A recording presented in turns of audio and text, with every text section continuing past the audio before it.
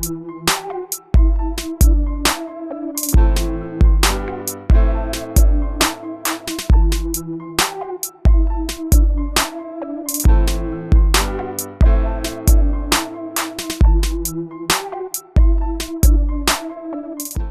Projan yona gyosinzira tukwebaza okuba ku Projan Media TV, Freedom Victoria, Young to Mideko, Annabelle Vicky, exclusive with facts, Kakinina, Mubiru, Keronix, mwebali commentinga na muli Winfred. Kale, onaku lwa leero nabadde story onaku lweggulo emanyiddwa nga eya Chosen Becky, ebifaananyi byadde bisatulating ebiraga nti yazadde, naye onaku lwa leero bambulidde ebipya ebizuuse ku nsonga eyo.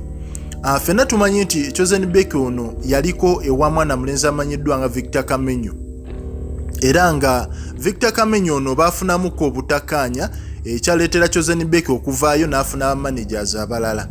Naye mu kuyomba okwalingawo mu maaso okwaliwo wakati waabwe, Victor Kamenyu yabagambanga nti omukyalo ono Chosen Becky alina omwana. Alina omwana gwe yazaalira mu kyalo nga Katonda tannaba muwandako ddusu.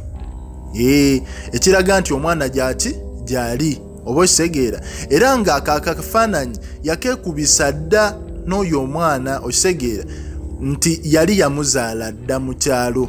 Ffe ku Projan tulina kuba tubawa facts ezigenda maaso mu ggwanga, yamuzaalira mu kyalo so mwana we. Naye obuzibu obuliwo buli nti ffenna tujjukira Chosen Becky yayambalanga engoye ennene eza pinki, ekyali kiraga nti kituufu asuubira okuzaala oba yali lubuto, agezaako kale olukweka olw'ensonga nti yali tafumbiddwa mu butongole kusobola funa lubuto olwo. Naye Chosen Becky ekizuuliddwa kiraga nti omukyalo ono bambi ezengoyo oluusi waliwo we twamulaba nga alinga ali ku kapate.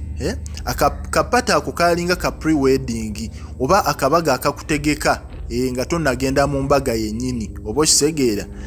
Kitegeeza ki nti omukyalo ono yali asuubirwa okubaako omuntu gwakola ki gwagenda okuwasa oba onfuna.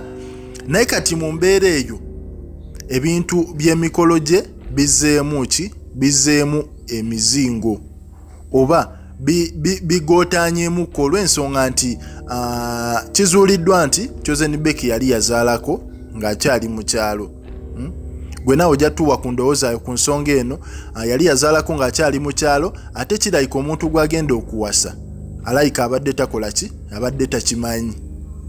So ebyo bye bipe bibadde bizuuse mu nkambi eyo. Ffe tujja kuba tukuwa amawulire agenda maaso mu ggwanga, naye nga kyonna kye kiri gusobola tubulira endowooza yo ku nsonga eno eya Chosen Becky n'ono omwami we gwabadde asuubira okwanjula okisegeera. Kuba alina omuntu we gwadde asuubira okwanjula nga bino byonna biwedde kalantiini biki kubeera emikolo badde bagezaako giteekateeka, naye bino ebizuuse bigezezzaako leeta obuzibu. Commentinga otuwe endowooza yo, likinge era subscribinge.